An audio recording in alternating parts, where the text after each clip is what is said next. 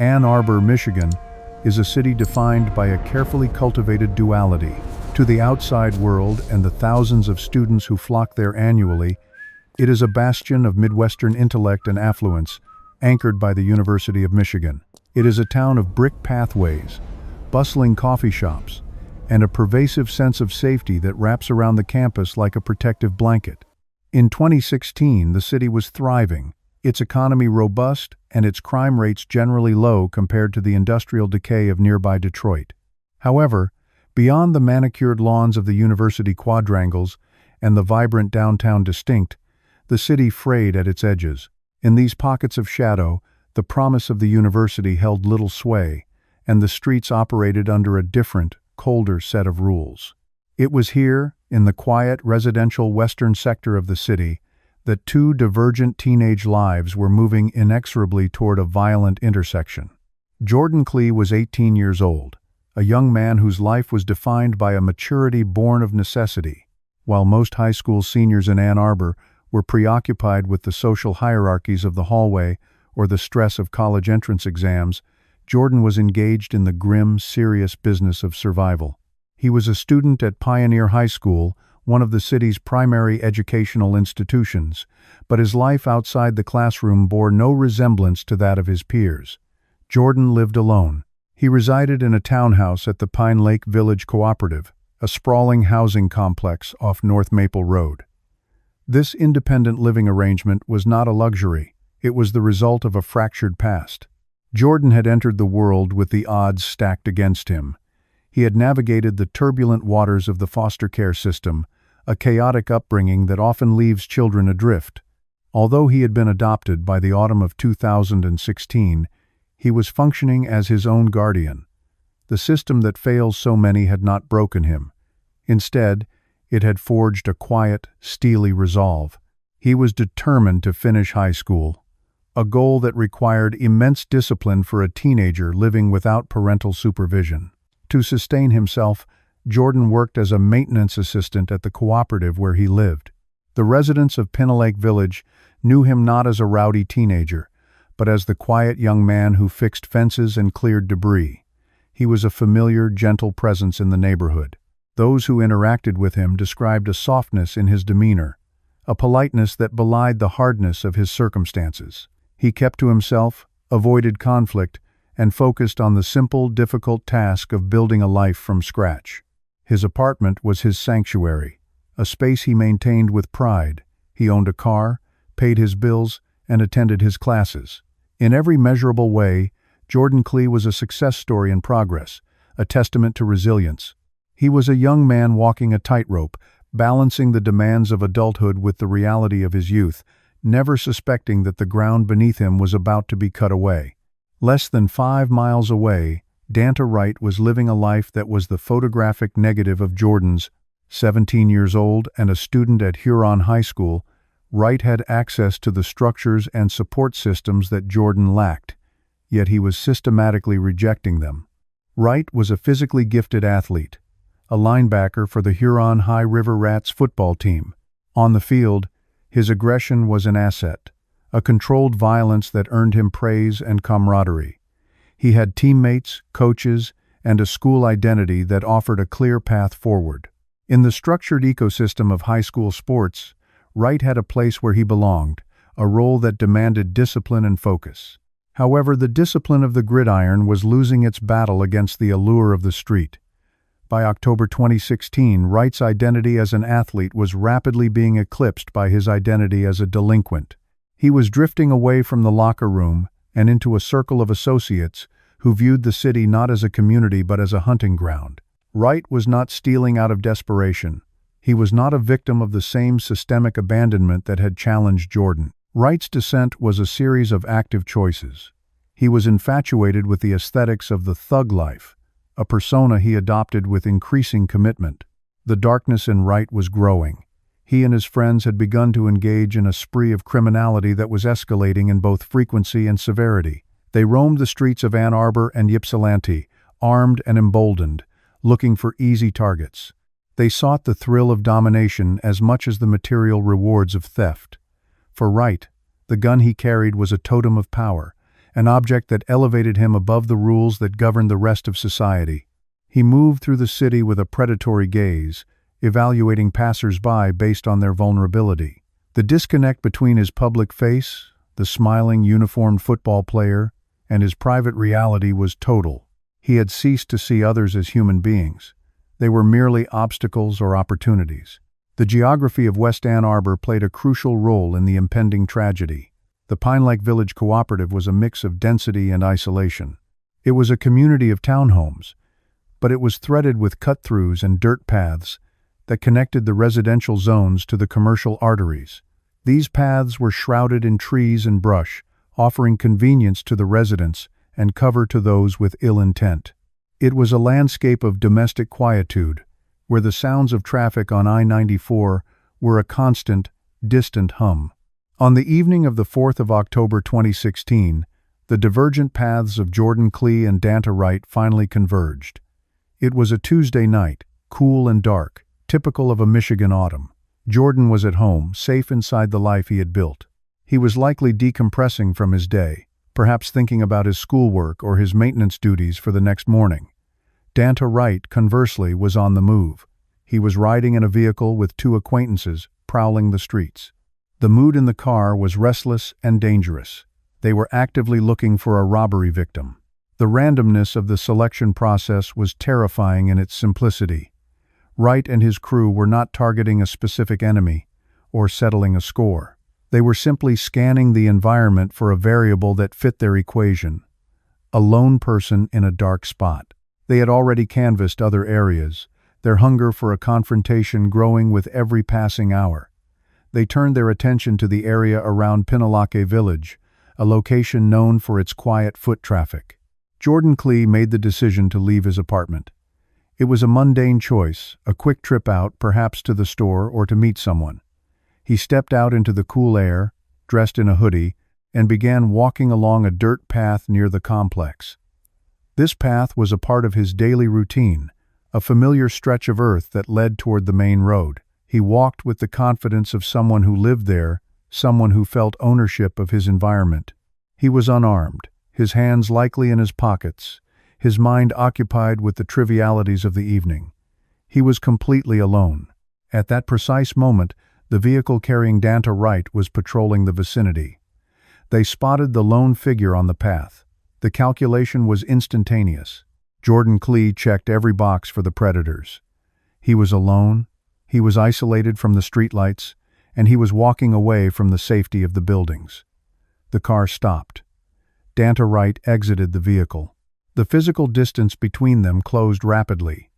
Wright, armed with a handgun, moved to intercept Plea. This was the moment where the two versions of Ann Arbor collided. One version was represented by Jordan, the city of work, of study, of quiet perseverance. The other was represented by Wright, the city of violence, of entropy, of callous disregard. There was no dialogue, no negotiation, and no warning. Wright did not see a peer, a fellow student, or a young man overcoming the odds. He saw a silhouette in the dark. The encounter was not a fight, it was an ambush. Jordan Plea, the maintenance worker who fixed things, was confronted by Danta Wright, the linebacker who broke things. The silence of the cooperative was about to be shattered by the sound of a gunshot, a noise that would signal the end of one life and the irrevocable destruction of another. The two teenagers, separated by a vast chasm of character and intent, stood facing one another on a dirt path, the final seconds of normalcy ticking away before the violence began. The encounter was not a lengthy negotiation, nor was it a dramatic standoff reminiscent of cinematic portrayals of street crime. It was brutal, abbreviated, and functionally silent until the final deafening moment. Danta Wright did not approach Jordan Plea with the intent of engaging in a dialogue about possessions. The dynamic was predatory.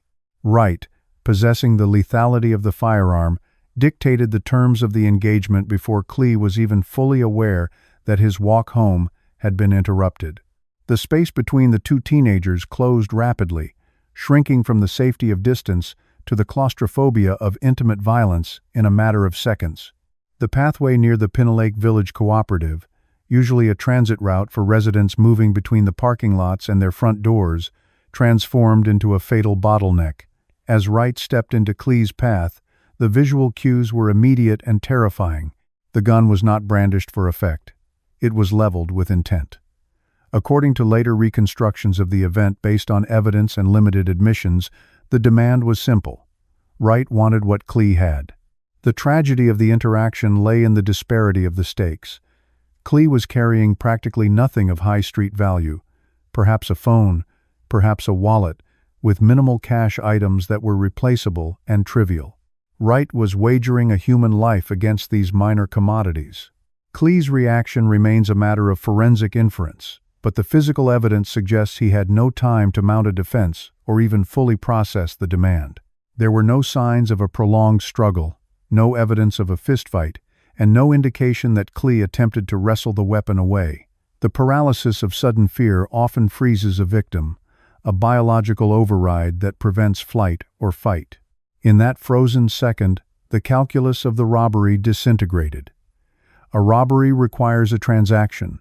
A threat is issued, compliance follows, and the perpetrator leaves with the goods. Here, the transaction failed before it began. Whether Plea hesitated, moved too slowly, or simply startled Wright by his mere presence, the aggressor's patience evaporated instantly. Wright made a decision that would reverberate through the Washtenaw County judicial system for years. He did not pistol whip the victim to ensure compliance. He did not fire a warning shot into the ground to terrify him. He did not turn and run when the robbery hit a snag. Instead, he pulled the trigger. It was a singular, impulsive, mechanical action. The hammer fell, the primer ignited, and a bullet was discharged at close range. The sound would have been a sharp, flat crack, distinct from the ambient noise of the nearby roads, yet short enough to be mistaken for a car backfiring or a heavy object falling by anyone inside the nearby apartments. The bullet struck Jordan Plea in the torso. The physics of the injury were catastrophic. At such close range, the projectile retained maximum velocity, tearing through vital tissue and compromising the body's ability to sustain life within moments. The violence was not performative. It was efficient and terminal. Plea crumpled to the ground. The suddenness of the collapse marked the end of the confrontation. There was no follow-up demand for the wallet. There was no checking of pockets.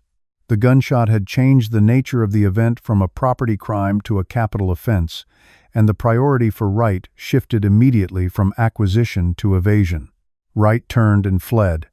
The panic of the shooter is often distinct from the panic of the victim. It is the adrenaline of avoidance. He moved away from the scene, leaving Plea alone on the paved path. The assailant's departure was likely as rapid as his arrival, disappearing into the labyrinth of the apartment complex, moving through the shadows he knew well. He left behind a scene of absolute stillness. The teenage victim lay on the ground, the life rapidly draining from him, with no one around to render immediate aid. The solitude of Plea's final moments stands as one of the most harrowing aspects of the case. He was not in a remote wilderness. He was steps away from homes, yet he was entirely isolated by the circumstances of the ambush. For a period of time, the scene remained undisturbed.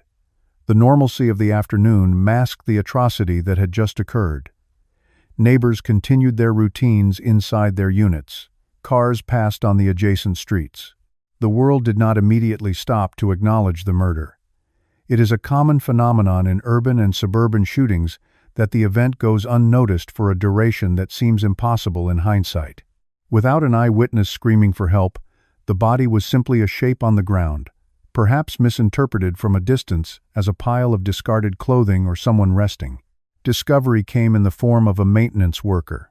The routine duties of property management, clearing debris, checking grounds, moving between buildings, brought the employee onto the same path that Plea had walked. The realization was not instantaneous. The brain often rejects the sight of a corpse in a familiar setting, attempting to categorize it as something benign. However, as the worker approached, the reality of the situation asserted itself. The positioning of the body was unnatural. The stillness was absolute. Upon closer inspection, the trauma was visible. The call to 911 shattered the quiet of the afternoon. The operator received the information that would dispatch the first wave of emergency services to the cooperative. The classification of the call shifted rapidly from a man down or medical emergency to a potential homicide as the details were relayed. Police units from the Ann Arbor Police Department were mobilized, sirens cutting through the October air, signaling the transition of the location from a residential walkway to a secured crime scene. When the first officers arrived, their priority was the preservation of life. They approached Plea with the urgency of paramedics, checking for a pulse, assessing the airway, looking for any sign that the damage could be reversed. It was a futile check. The determination was made quickly. Jordan Plea was deceased. The operational tempo changed immediately. The scene was no longer about rescue. It was about containment and preservation. Yellow tape was strung up, creating a perimeter that severed the path from the rest of the community. A visual barrier was erected to shield the body from the gathering curiosity of residents and to protect the integrity of the ground around the victim. Detectives arrived to survey the area. The environment was scanned for the minutiae of violence. They looked for the shell casing, the small brass cylinder ejected from the handgun, which would serve as a critical digital fingerprint of the weapon used. They looked for footprints in the dirt adjacent to the pavement. They scanned the sight lines to determine if anyone in the nearby windows could have seen the attack. The absence of the weapon was noted. The killer had taken it with him. This meant the community was currently sharing space with an armed homicide suspect, though his identity was not yet known. The investigation began in concentric circles. The inner circle was the body and the immediate few feet of asphalt. Here, the evidence was biological and ballistic. The medical examiner's personnel would eventually arrive to document the position and the nature of the wound before moving Plea, a process that required meticulous care to avoid disturbing trace evidence, like fibers or hairs, that might have been transferred from the killer. The outer circles involved the neighborhood. Officers began the process of canvassing, knocking on doors, asking the standard questions. Did you hear anything? Did you see anyone running? Do you know the young man on the path? As the sun began to dip lower, casting longer shadows across the Pine Lake Village Cooperative, the gravity of the loss began to permeate the atmosphere. Jordan Plea was identified. The connection was made to Pioneer High School. He was not a stranger to the area. He was a resident, a student, a young man who had been navigating the difficult transition to independent living. The realization that he had been killed so close to his own door added a layer of profound senselessness to the crime. It was not a drug deal gone wrong, nor was it a gang dispute. It was a predation of opportunity that had escalated to murder because of a split-second impulse by a 17-year-old with a gun. The police worked through the evening. The search for the shooter began with a deficit of information but a surplus of urgency. There were no cameras directly fixed on the specific patch of ground where Plea fell, requiring investigators to piece together the timeline through peripheral data. They needed to find the intersection of Plea's movements and Wright's movements. They needed to find the friction point. The narrative of the robbery gone wrong began to take shape, not through a confession that would come later, but through the logic of the scene. The lack of missing items was puzzling initially, but consistent with a panicked flight. The singular nature of the wound suggested an immediate, decisive action rather than a torture scenario or a gunfight. While the physical body of Jordan Plea was removed from the scene, the presence of the crime lingered. The maintenance worker who found him, the neighbors who realized how close they had been to the violence, and the officers who processed the scene were all drawn into the orbit of the event. But the person most connected to the event, Danta Wright, was elsewhere. He had dissolved back into the landscape of Ann Arbor, distancing himself from the path, the shell casing, and the body. He carried with him the knowledge of what had happened, a secret that he would not be able to keep, and an indifference that would eventually manifest in the courtroom. The investigation that launched that evening was methodical. It relied on the tenacity of the Ann Arbor Police Department to track down leads that seemed sparse. They examined phone records, looking for digital handshakes between devices in the area. They spoke to associates of local youth known to carry weapons. The pressure was immense. A high school student had been executed in broad daylight within a housing cooperative. The community demanded answers, and the silence of the perpetrator could not hold against the collective weight of the forensic and detective work being deployed. In the hours following the murder, the narrative was still fragmented. The police knew what had happened, a shooting death, but the why and the who were obscured. The robbery motive was a strong theory, given the randomness of the violence, but it required confirmation. The build-up to the arrest of Danta Wright was not a singular breakthrough, but a steady accumulation of facts that pointed toward him. However, on that October day, as the police tape fluttered in the wind and the crime scene unit packed away their gear, the story was one of tragic subtraction. Jordan Plea was gone, and the person responsible was free, armed, and seemingly unburdened by the weight of the life he had just taken. The callousness that would later shock the judge was already present in the silence of his escape. The build-up to the courtroom drama began here, in the cold reality of a life ended over nothing, a specific trio of young men whose movements that afternoon had been anything but random. The focus of the inquiry shifted from a broad dragnet to a precise reconstruction of the events of the 4th of October 2016, a Tuesday that began with the routine rhythms of a school day and ended in irrevocable tragedy on a dirt path in Ann Arbor. To understand the death of Jordan Plea, investigators had to peel back the layers of the timeline, exposing the intersection of a young man with a bright future and a group of teenagers intent on predation. The setting for this collision was the Pinelake Village Cooperative, a residential community that prides itself on quiet living and shared spaces.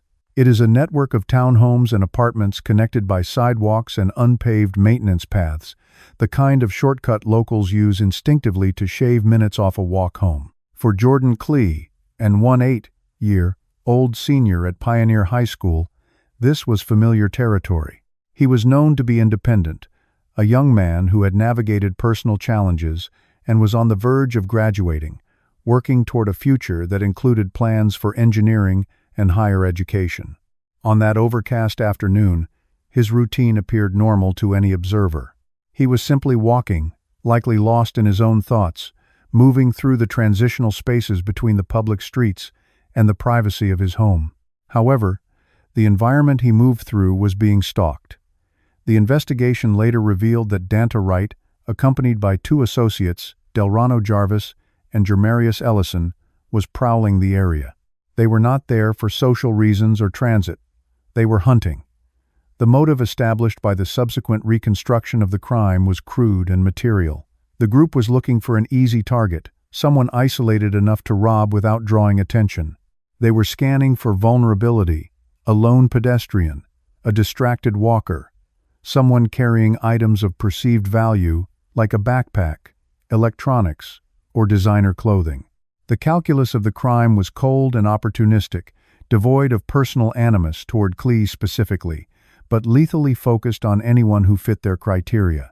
The geography of the crime scene played a critical role in how the events unfolded. Plea was walking along a maintenance path, a stretch of ground that offered a degree of seclusion. These paths, while convenient, create natural fatal funnels, narrow corridors, where escape routes are limited and visibility from the main road is obscured by foliage or building angles. It was here, away from the direct line of sight of the busy streets, that the three teenagers spotted Plea. He was alone. He was manageable. In the predatory logic of the group, he was the target they had been waiting for. According to the details that emerged through witness accounts and the eventual confession, the confrontation was abrupt. There was no prolonged stalking period that Plea would have noticed. It was a sudden swarm. Wright and his accomplices intercepted Plea on the path. The dynamic shifted instantly from a pedestrian commute to a life-threatening robbery. The objective was Plea's possessions, his shoes, his backpack, whatever cash he might have had on his person. In the hierarchy of the group, Wright was the one armed with a handgun, a factor that escalated the power imbalance immediately. The interaction that followed was brief, lasting perhaps only seconds, yet it contained the entirety of the tragedy. Demands were made. The assailants ordered Plea to surrender his belongings. This is a moment of extreme psychological terror for any victim, where the brain must rapidly process a threat that violates the safety of a mundane afternoon. Plea, however, did not immediately submit. Whether out of shock, confusion, or a defensive instinct to protect his property, he resisted. The narrative established by the evidence suggests he tried to pull away or refused to comply with the aggressive demands of the armed teenager facing him. He did not attack, he simply did not yield. In many robbery scenarios, resistance leads to a physical scuffle or the flight of the perpetrators who fear exposure. In this instance, the response from Danta Wright was disproportionate and final. Facing a refusal, Wright did not pistol whip the victim or flee the scene. He raised the weapon and fired. The decision was instantaneous. There was no hesitation documented, no warning shot fired into the ground to ensure compliance. The intent shifted from theft to violence in the span of a heartbeat. The bullet struck Jordan Plea in the torso. The mechanics of the injury were catastrophic. A gunshot wound to the center mass affects vital organs and major blood vessels, causing rapid incapacitation. Plea collapsed onto the dirt path. The violence of the act shattered the quiet of the complex, but the seclusion of the path meant that the immediate visual of the crime was hidden from the majority of the residents.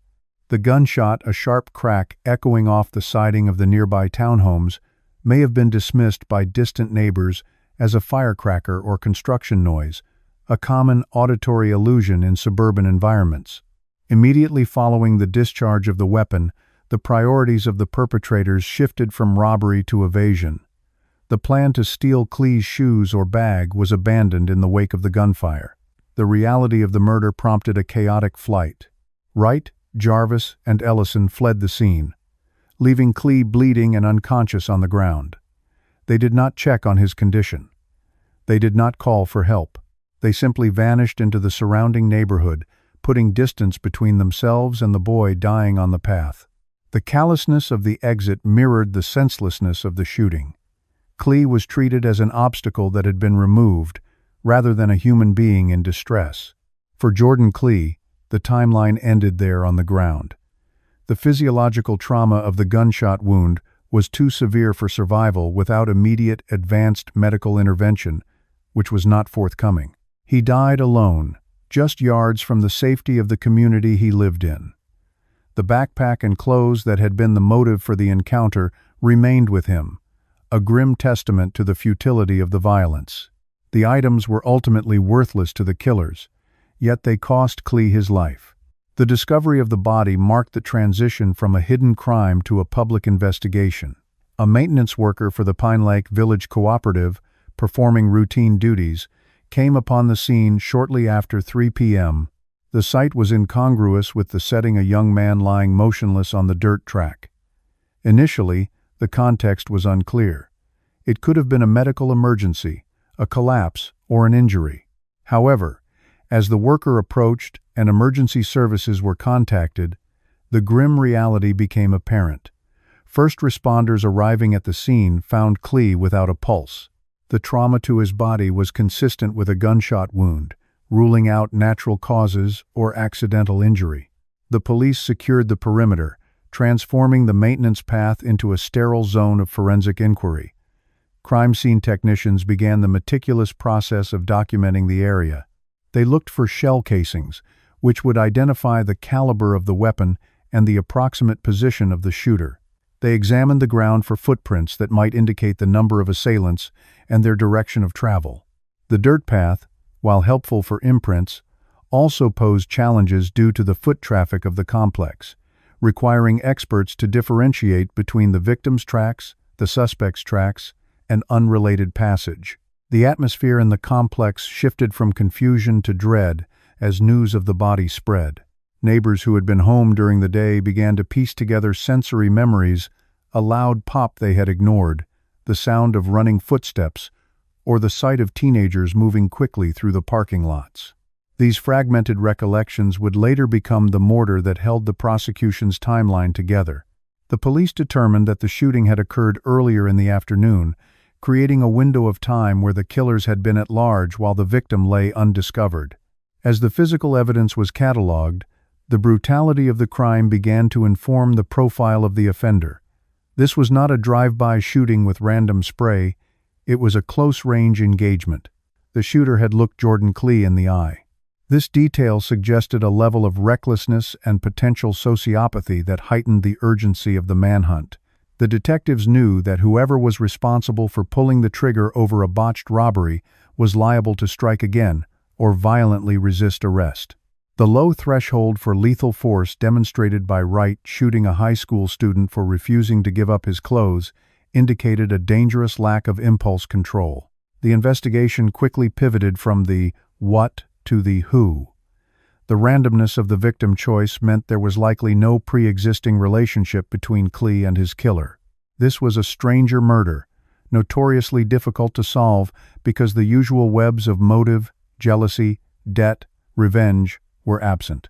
Instead, the police had to rely on the digital and physical footprints left by the perpetrators. Surveillance footage from nearby businesses, buses, and private security cameras became vital. Investigators looked for groups of young men matching the general description given by potential witnesses, tracking movements that aligned with the time of the gunshot. In the days following the murder, the silence of the perpetrators began to fracture. In crimes involving groups of teenagers, the containment of secrets is often the weak link. The psychological weight of having participated in or witnessed a murder exerts immense pressure. While Wright had pulled the trigger, his associates, Jarvis and Ellison, were now accessories to a felony murder. The dynamic within the trio began to dissolve under the heat of the investigation and the community's outrage. Information began to leak, rumors in the high school hallways, whispers on social media, and eventually tips that reached the ears of law enforcement. The forensic narrative was also coming together.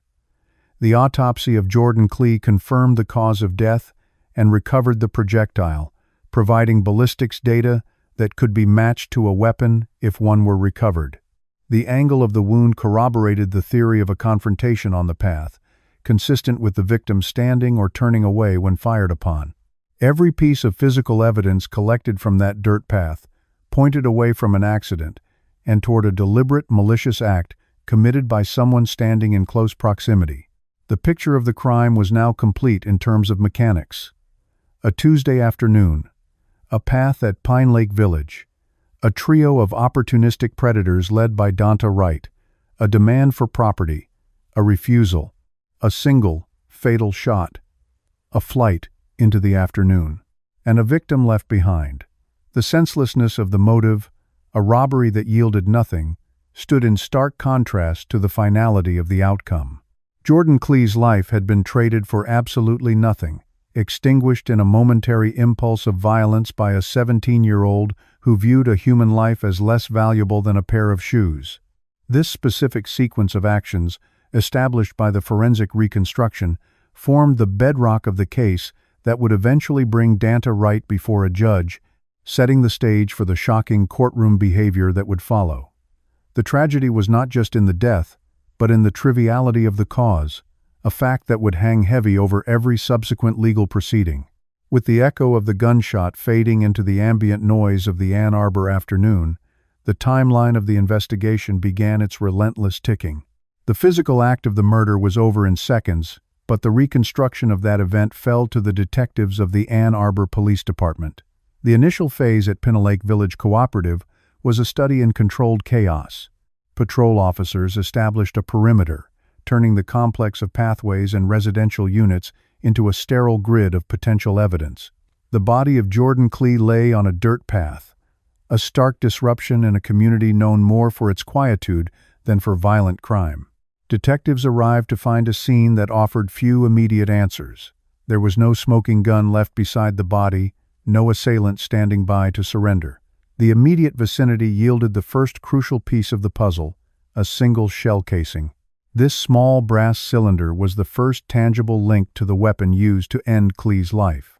It was flagged, photographed, and bagged, destined for the ballistics lab where technicians would later attempt to match its striations to a specific firearm.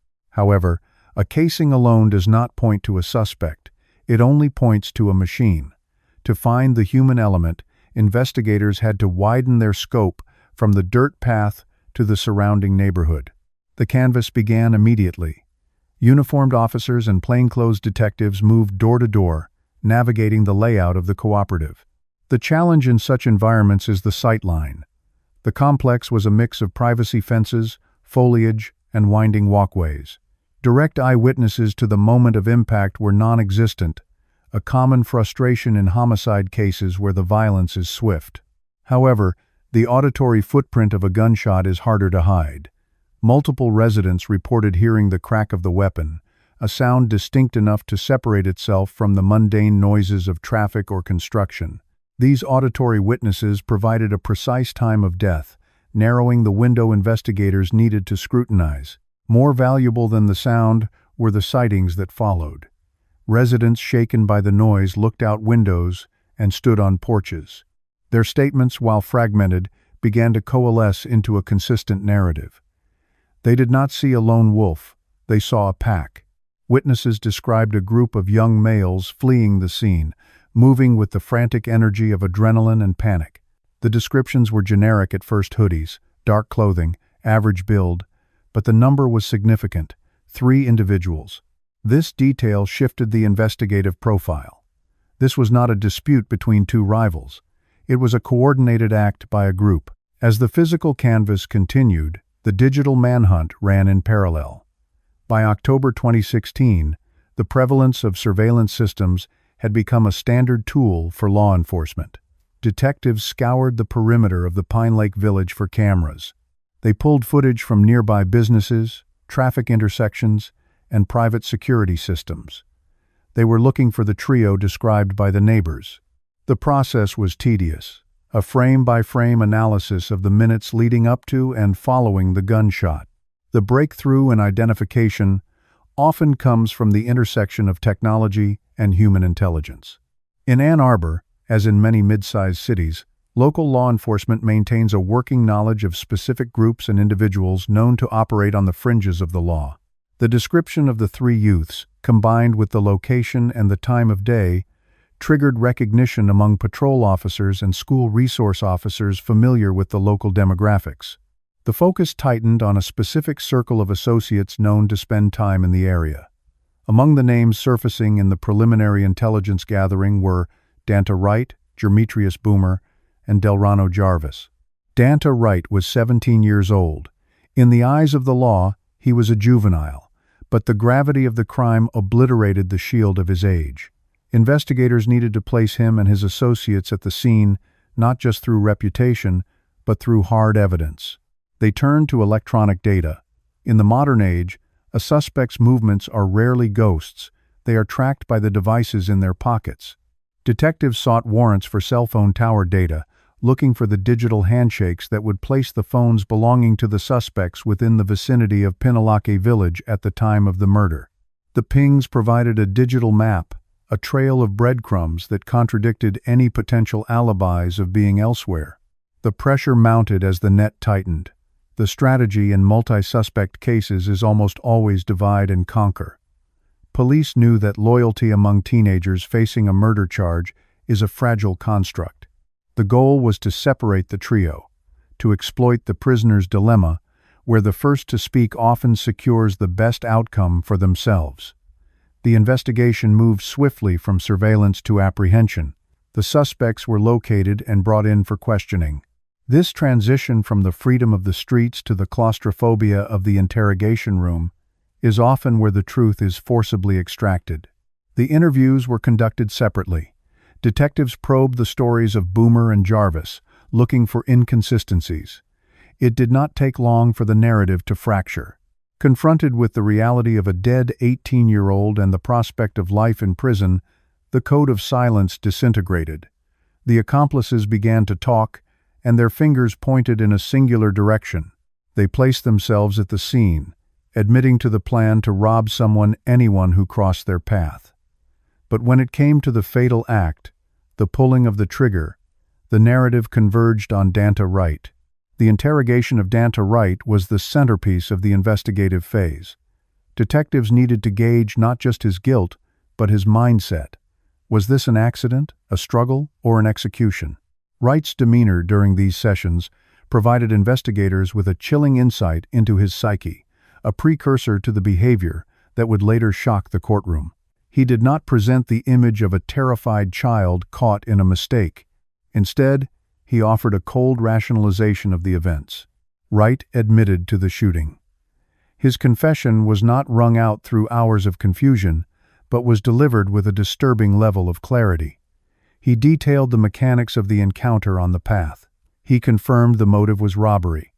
They had seen Jordan Plea. They had targeted him. Wright demanded Plea's property. Plea, perhaps not realizing the lethal reality of the threat, or simply reacting on instinct, refused. He said no. In Wright's recounting, this refusal was the catalyst.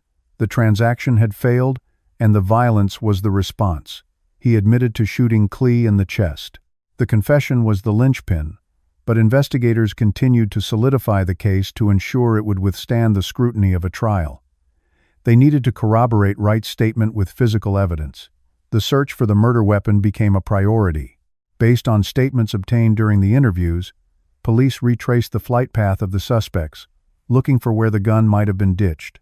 Recovering the weapon would allow ballistics experts to match it to the casing found near Plea's body, closing the loop of evidence completely. As the detectives compiled the case file, the picture of the suspect's movements before the murder added a layer of tragedy to the event. The investigation revealed that the group had not specifically targeted Jordan Plea out of malice or vendetta. They were predators of opportunity. They had been prowling, looking for a victim, and Plea had simply been the person who appeared on the path at the wrong moment. This randomness made the crime particularly terrifying to the community. There was no logic to avoid, no behavior to alter to ensure safety. It was a collision of bad timing and lethal intent. The forensic reports began to return, reinforcing the witness statements and the confessions. The autopsy of Jordan Plea confirmed the cause of death as a single gunshot wound. The trajectory analysis aligned with Wright's description of the standing positions during the botched robbery. The digital evidence placed the suspects at the scene. The witness statements placed a trio fleeing the scene. The confession placed the gun in Wright's hand. The investigative structure was sound. With the evidence locked down, the focus shifted from the detectives to the prosecutors. The Washtenaw County Prosecutor's Office reviewed the files.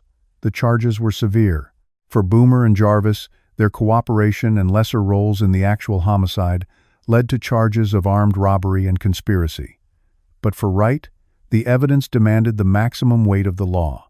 He was charged with open murder, armed robbery, and conspiracy to commit armed robbery.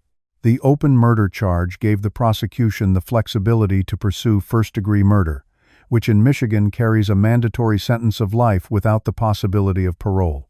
The arrest and charging of Danta Wright brought a momentary sense of resolution to the investigative team, but it offered little solace to the family of Jordan Plea. The police work had been effective and efficient. They had identified the killers, tracked them down, and secured a confession in a relatively short period. There were no loose ends, no unidentified accomplices, and no ambiguity about who had fired the shot. The detectives had done their job.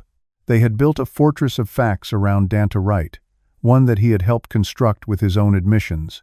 However, the investigation also revealed the unsettling affect of the primary suspect. Throughout the processing, the booking, and the initial hearings, Wright displayed a detachment that unnerved those who worked the case. Homicide detectives are accustomed to grief, rage, denial, and even feigned remorse. They are less accustomed to indifference. Wright's attitude suggested a fundamental disconnect between his actions and their consequences, a trait that would lie dormant in the case files until it erupted in the public sphere of the courtroom. The transition from the police station to the county jail marked the end of the manhunt and the beginning of the legal odyssey. The file on Jordan Plea's murder was closed in the active sense the whodunit was solved. The why remained a senseless void, a refusal to hand over items during a robbery. The detectives handed the baton to the district attorney, confident that the case against Wright was airtight. They had the shooter. They had the confession. They had the accomplices. They had the timeline. As Danta Wright sat in a cell awaiting his legal fate, the investigation had successfully stripped him of his anonymity. He was no longer a shadow on a surveillance tape or a figure in a hoodie running through a complex. He was the defendant in a capital case. The system was now prepared to judge him, relying on the meticulously gathered evidence to ensure that the death of Jordan Plea was answered with a verdict. The smile that would later define his public image was not yet the headline, but the seeds of that callousness were already evident to the investigators who had looked him in the eye and heard him describe the murder of an innocent student as a transactional failure. The stage was set for the courtroom, where the clinical facts of the investigation would meet the raw emotion of the grieving family. As the initial adrenaline of the arrest faded, the machinery of the Washtenaw County justice system began its slow, grinding rotation. The transition from police investigation to legal adjudication marked a shift in atmosphere. The chaotic urgency of the crime scene and the manhunt was replaced by the sterile, fluorescent-lit silence of conference rooms and holding cells. For Danta Wright, the reality of his situation was captured in the stack of discovery files sitting on the desk of his court-appointed defense counsel. The evidence was not merely substantial, it was overwhelming. The confession Wright had provided to detectives was detailed, corroborating the physical evidence and the statements of his accomplices. In the eyes of the law, the whodunit portion of the narrative was over. The only question remaining was how many years the state of Michigan would extract from the 17-year-old defendant. The charge was open murder, which included the possibility of a conviction for first-degree felony murder. Under Michigan law, a conviction for felony murder, a killing committed during the perpetration of another felony, in this case, armed robbery, carried a mandatory penalty of life imprisonment without the possibility of parole. While the United States Supreme Court rulings in Miller v. Alabama had somewhat complicated the automatic application of this sentence to juveniles, the risk remained catastrophic. If Wright went to trial and lost, he faced the very real possibility of dying in prison. The prosecution would not need to prove premeditation, only that Wright intended to rob Jordan Plea and that Plea died as a result. The confession made that argument for them. For the defense strategy, the objective shifted immediately from acquittal to damage control. There was no plausible path to a not guilty verdict. Contesting the confession would be futile.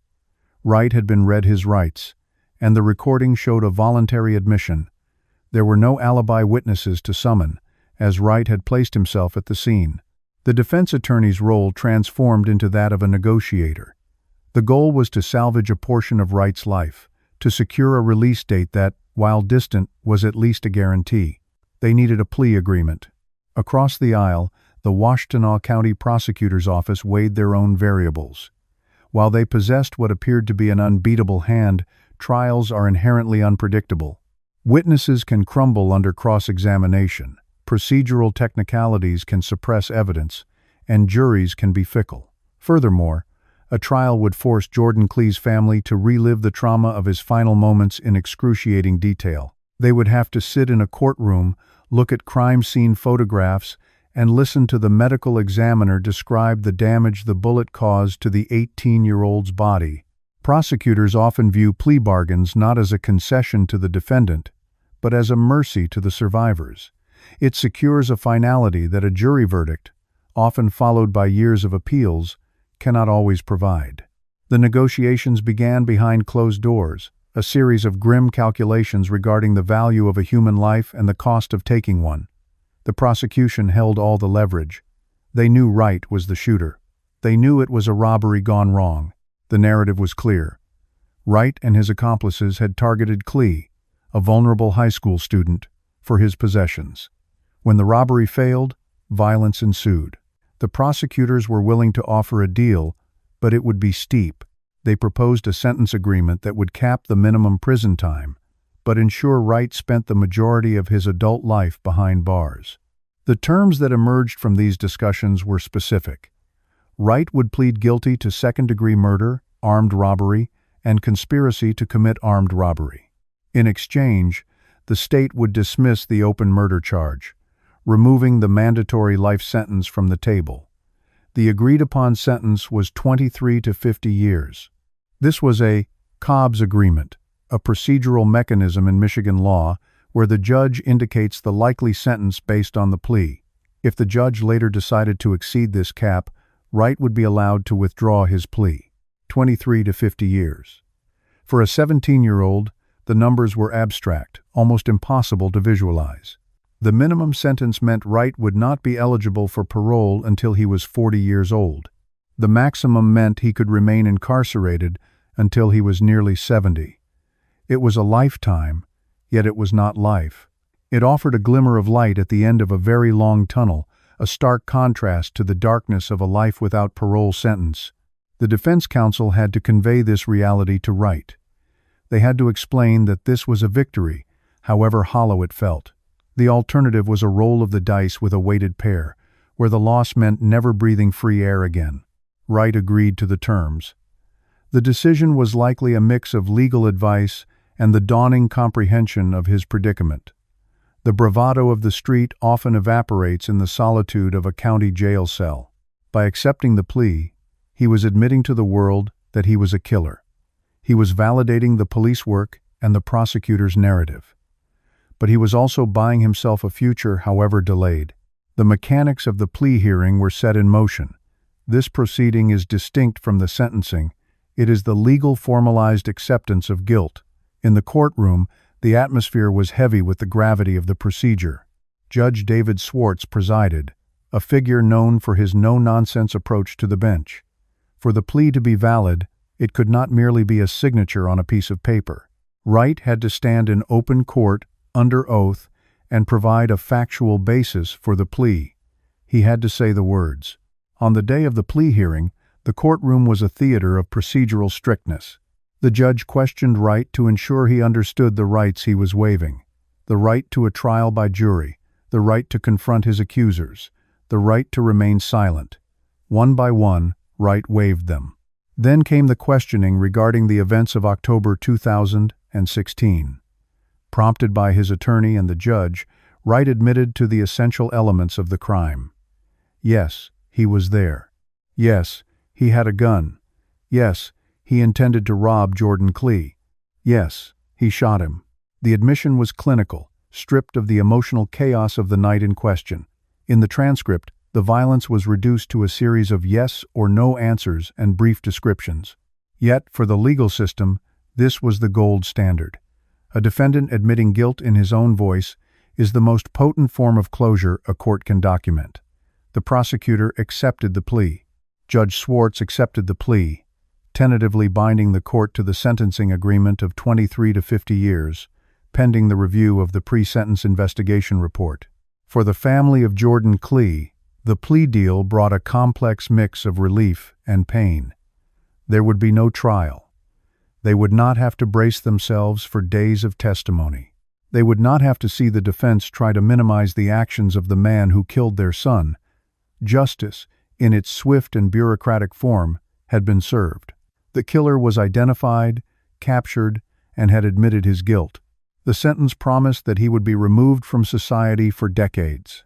However, the acceptance of the plea was only the first half of the judicial equation. The second half was the sentencing hearing itself. While the duration of the confinement had been negotiated, the emotional reckoning had not. The sentencing hearing is the venue for the victim impact statements, a crucial component of modern criminal justice where the survivors are given the floor to address the court and the defendant.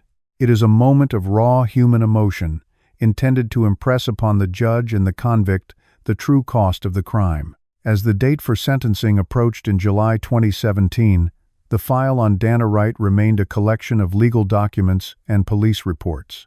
The system viewed him as a compliant defendant who had taken the deal. The assumption was that the sentencing would be a routine finalization of the agreement. The prosecutors prepared the family for their opportunity to speak, guiding them on how to articulate their grief within the bounds of the court.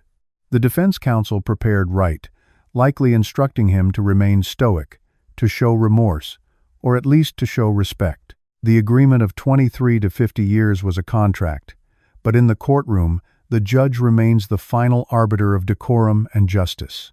The strategy had worked. The defense had avoided the mandatory life sentence. The prosecution had secured a conviction without the cost of a trial. The case of the murder of Jordan Plea was, on paper, resolved. All that remained was the formality of the sentencing hearing, a procedural bookend to a tragic narrative. No one in the prosecutor's office, the defense team, or the gallery anticipated that the specific behavior of the defendant during this final administrative step would threaten to unravel the entire painstakingly negotiated agreement. The legal strategy relied on the assumption that the defendant would act in his own best interest. It did not account for a complete lack of situational awareness. The plea deal was signed, but it was not yet sealed, and the courtroom was about to witness a display that would test the limits of judicial patience. The plea agreement of 23 to 50 years was a contract, but in the courtroom, the judge remains the final arbiter of decorum and justice. The strategy had worked. The defense had avoided the mandatory life sentence. The prosecution had secured a conviction without the cost of a trial. The case of the murder of Jordan Plea was, on paper, resolved. All that remained was the formality of the sentencing hearing, a procedural bookend to a tragic narrative. No one in the prosecutor's office, the defense team, or the gallery expected the routine hearing to devolve into a standoff that nearly derailed the entire conviction. On that July afternoon in 2017, the Washtenaw County Trial Court was heavy with the presence of Jordan Plea's family. They had come to seek closure for the loss of the 18-year-old, a young man who had been days away from his high school graduation when Danta Wright shot him.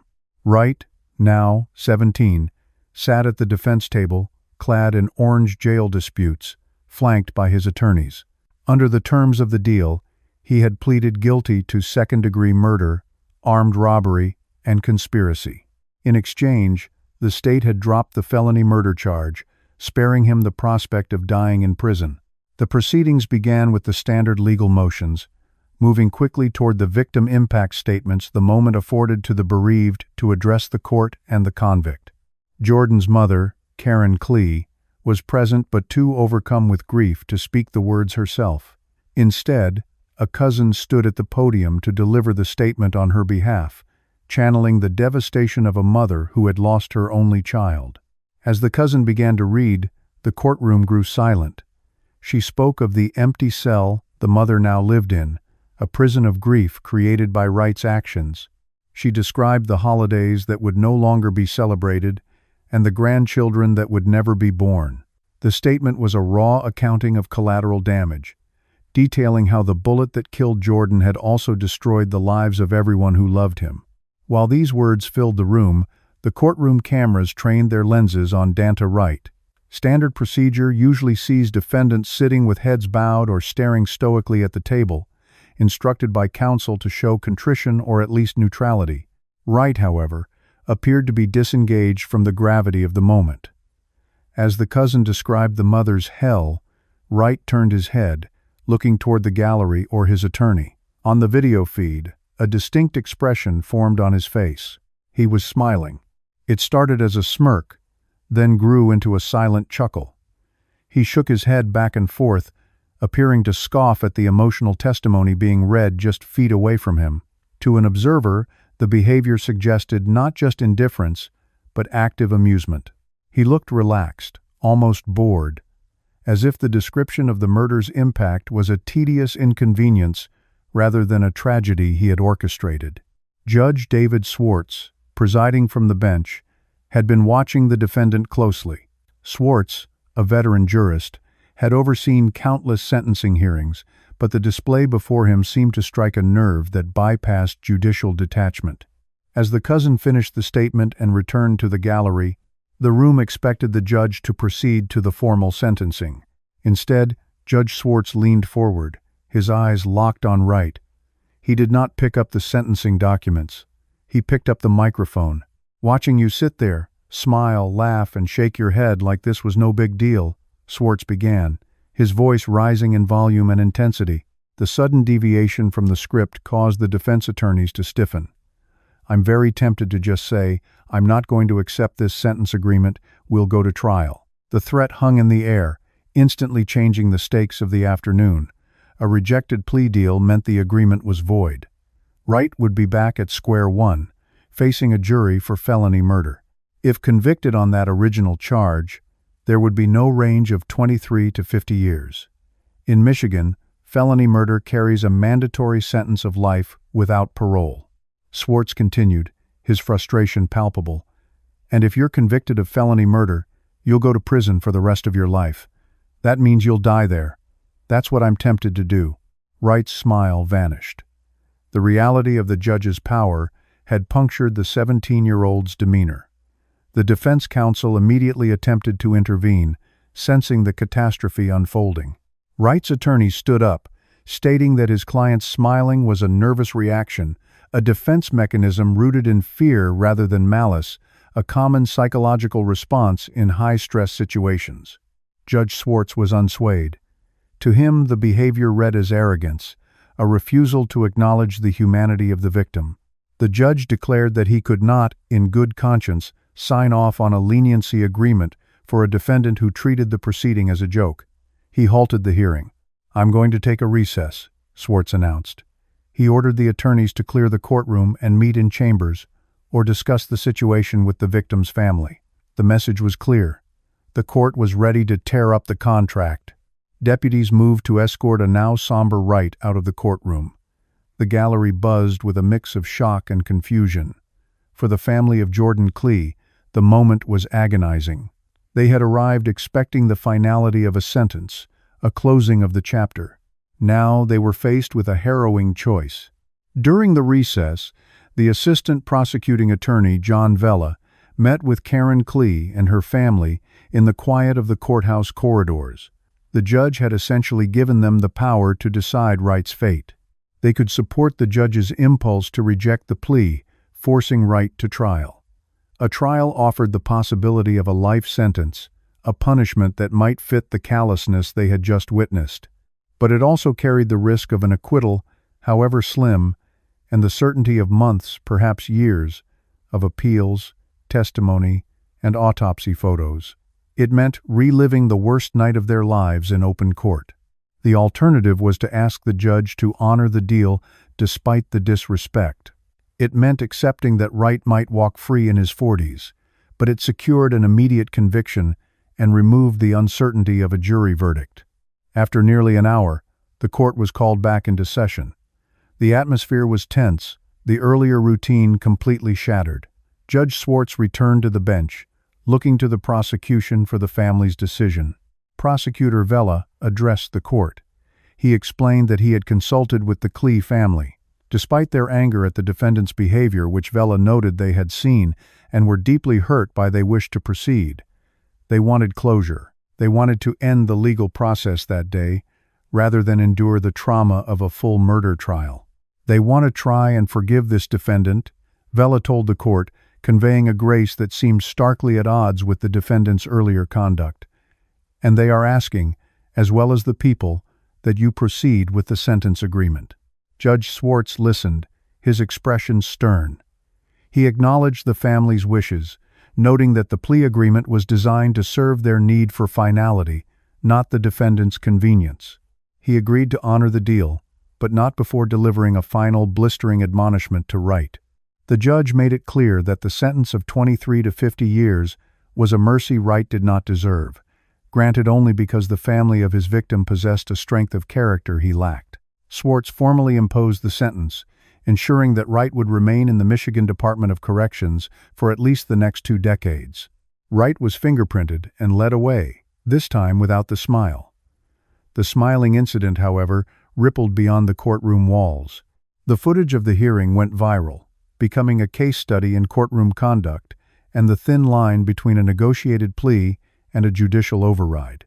For the Plea family, the hearing provided the legal conclusion they sought, even if the defendant's final act in court had denied them the satisfaction of genuine remorse.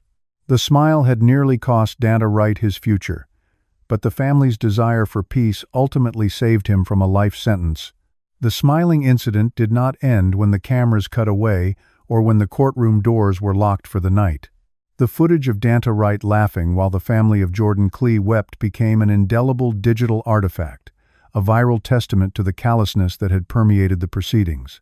For the public, the clip served as a lightning rod for outrage, sparking debates about the nature of juvenile justice and the capacity for rehabilitation. Millions of viewers online saw only a remorseless predator, stripped of the context of his youth, defined entirely by a few seconds of mirth displayed in the face of profound tragedy.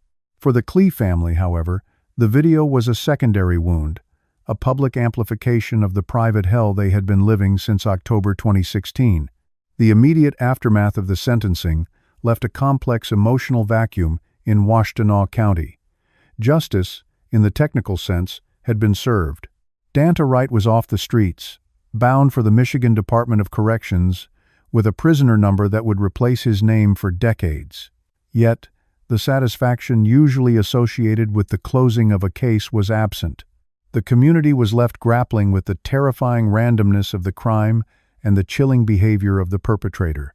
Jordan Plea had been a young man who did everything right despite the odds stacked against him, while Wright appeared to be a young man who rejected every social contract, even the basic human instinct of empathy, during a grieving mother's statement.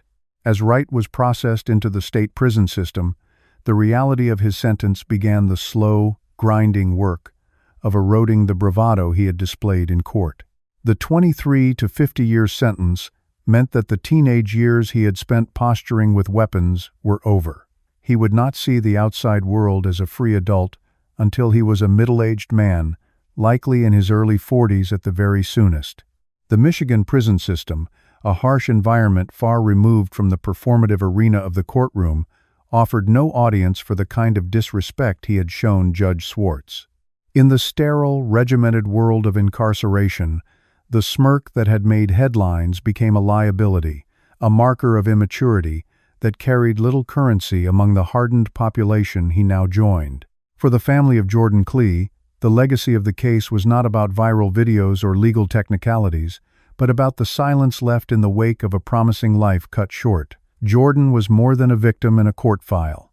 He was a testament to resilience. At 18, he had navigated a turbulent childhood to achieve a level of stability that many adults struggle to find. He had lived independently in a devastatingly quiet apartment, worked to support himself, and harbored dreams of becoming an engineer. He was the type of student who went to school, went to work, and went home, bothering no one. The community mourned the loss of that potential, the engineer who would never build, the man who would never have a family of his own. The plea deal itself remained a point of contentious discussion long after the gavel fell. The family's decision to accept the cap of 23 years, rather than rolling the dice on a trial that could have resulted in life without parole, was an act of self-preservation. They had chosen to spare themselves the graphic details of Jordan's final moments and the prolonged agony of a trial and subsequent appeals. However, Wright's courtroom behavior had tested that resolve to its absolute limit. In the days following the sentencing, friends and community members questioned whether mercy had been wasted on someone so seemingly incapable of appreciating it.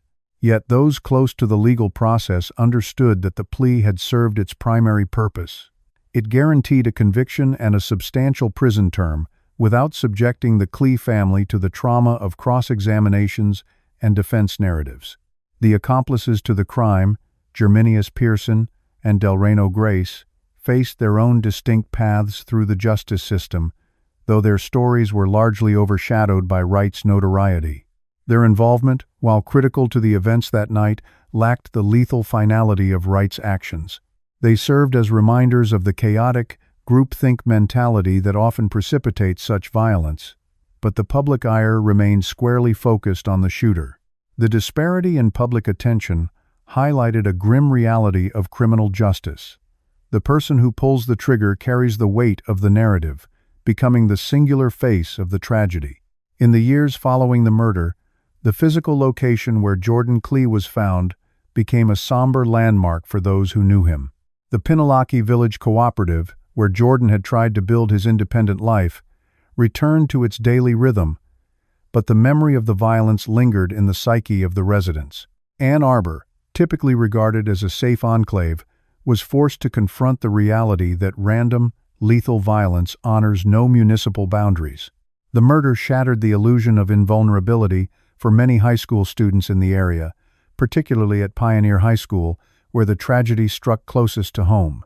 Counselors and teachers were left with the difficult task of explaining the inexplicable to teenagers who saw themselves in both the victim and the perpetrators. The legal legacy of the case also resonated within the Washtenaw County Trial Court. Judge Swartz's threat to tear up the plea agreement became a cautionary tale among defense attorneys in the region. It served as a stark reminder that a plea deal is a privilege, not a right, and that judicial discretion remains a powerful check on the behavior of defendants.